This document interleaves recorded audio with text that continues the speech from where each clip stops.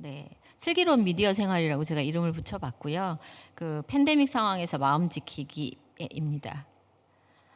근데 사실 지금은 그 우리의 팬데믹 상황은 우리가 그 중독이 되기 쉬운 미디어 중독을 촉발하는 요인 상황과 너무도 유사한 것들이 많다라는 거죠. 제가 말씀을 드려 볼게요. 정말 그런지 한번 생각을 해 보십시오. 그 지속적으로 좌절 상황이 계속 사람을 만나고 싶어도 못 나가고 마스크 빼고 좀 말하고 싶은데 지금처럼 이제 여름이 되면 되게 힘들잖아요.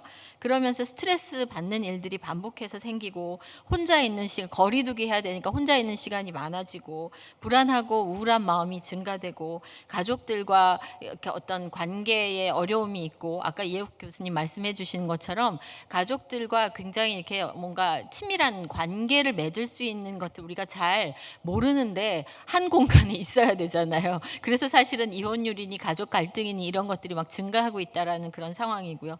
그러면서 친구는 만나고 싶은데 관계는 축소되고 또 부정적인 자기에 대한 지각들 이런 것들은 증가되는 상황은 우리가 뭔가 도피하고 싶은 상황인데 그때 바로 미디어에 빠지게 되는 상황 이게 바로 코로나 상황과 미디어 중독이 촉발되는 상황과 거의 동급에 해당되는 상황이라는 것들을 말씀드릴 수 있을 것 같습니다. 앞에서 말씀드린 것처럼 특히 우리 유경촌 주교님께서 말씀하신 것처럼 그 작년 한 해 동안 그 스마트폰 과의존에 대한 통계를 한국정보 이전에는 한국정보화진흥원이었는데 이제 이름이 조금 길어졌어요. 한국지능정보화 사회진흥원으로 이름이 좀 바뀌었는데 1년에 한 번씩 우리나라 그 스마트폰 사용하는 사람들을 만 가구 그래서 대략 3만여 명을 샘플을 조사를 이렇게 해요. 그랬더니 이제까지는 매해 한 1% 정도의 중독률의 증가였다면 작년 한 해 동안은 갑자기 3%가 증가됐고요.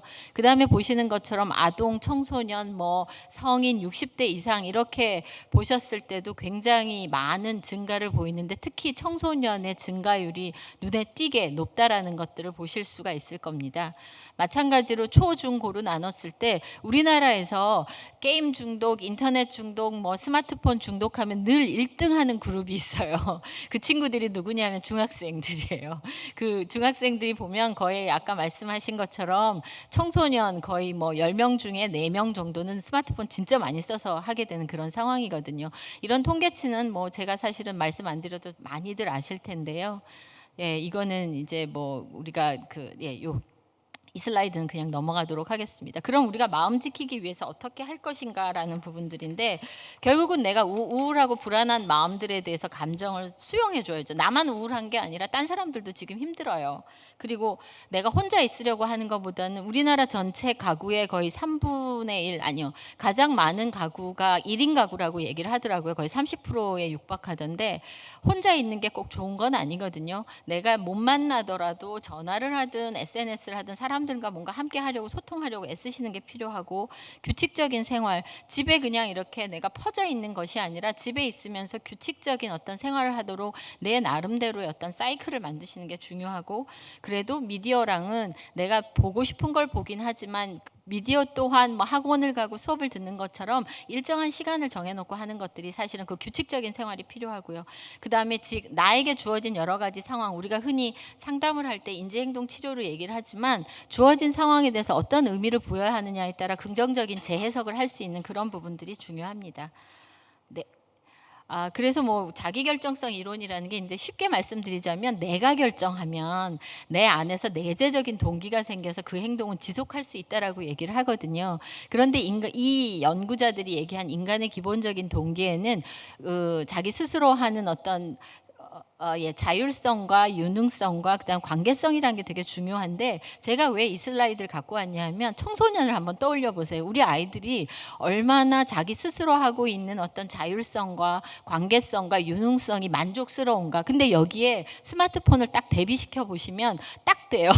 스마트폰 하고 있으면 내가 하고 있고 관계도 잘 맺고 있는 것 같고 유능감도 느끼거든요. 이렇게 도망갈 수 있다면 다르게 얘기를 해보자면 우리 아이가 과연 스마트폰을 통해서 어떤 욕구가 가장 만족되는가 그건 다시 얘기를 하자면 현실에서는 그만큼의 욕구가 만족되지 않는다라는 얘기여서 그런 것들을 어떻게 도와줄 건가라는 걸 부모 입장에서 가정에서 한번 생각을 해보셨으면 좋겠습니다.